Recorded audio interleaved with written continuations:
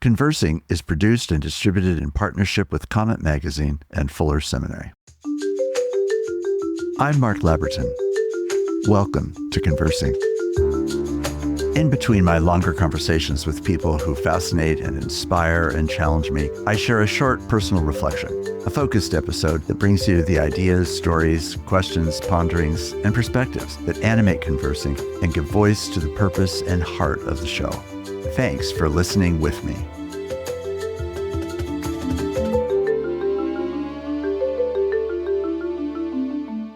I was around the campus of the University of California, Berkeley for almost 25 years. Spent hours and hours and hours on the campus looking and watching the faces there. People's Park, where so many anti-war demonstrations had occurred in the 60s. Sproul, Plaza, which is the place of a lot of demonstrations to this day. Looking at the faces, trying to understand who are these people of Berkeley, what causes them to protest, and in my mind, to stand outside our church and protest. And I often found that what I wanted to do was not get another megaphone to somehow bark back at them from a distance. That was not what I was trying to do in my preaching, was to out-megaphone them. I was instead trying to spread some salt that might intensify their curiosity or intensify their thirst. And then what I really wanted was actually just a conversation. I didn't want to have my own rally, and I didn't see what we were doing in the sanctuary as a rally.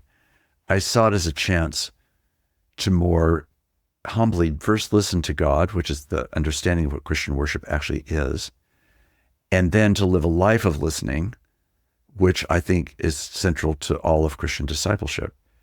So as I would picture various faces on these protesters, I would picture them with some of the faces that I had seen on campus or in the park or wherever it might have been. And then what I imagined was the hope for a personal conversation. And that was partly because I had lots of those conversations with such people over the years that we were in Berkeley. And they sometimes pursued me, but I often pursued them, just being in a plaza full of protesters, asking people what they were up to, what the protest meant to them, why they were part of it, what was their background, how had they come to this particular concern, how was it affecting them? And sometimes they would ask back, why are you here? I didn't find that was all that often. But when it did happen, it felt like, well, I'm here partly because I just want to understand why you're here. I'm here because you're here. And I want to know why. And I want to understand that, because probably a great deal of it I would really empathize with. And there may or may not be boundaries on what I would think, or places where we would disagree, of course.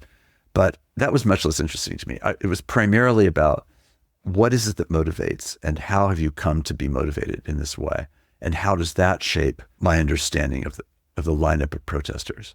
Now, in actual fact, I wish there had been a lineup of protesters outside First Press asking, how dare you?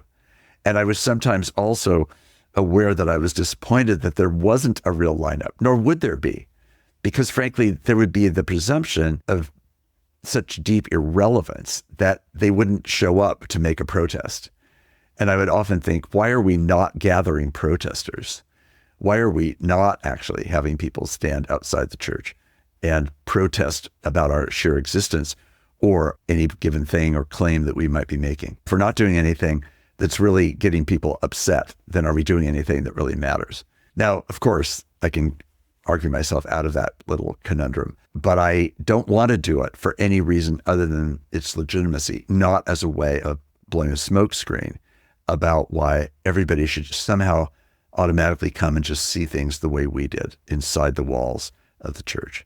That's not what I was after. I was wanting to actually so authentically speak and preach and live the gospel that we would be the peculiar people that would cause people to say, why are you so peculiar?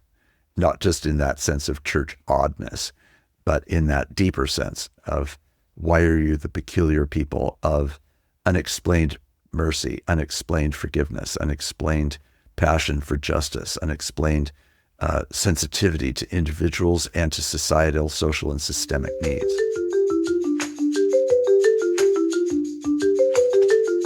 Conversing is produced and distributed in partnership with Comment Magazine and Fuller Seminary.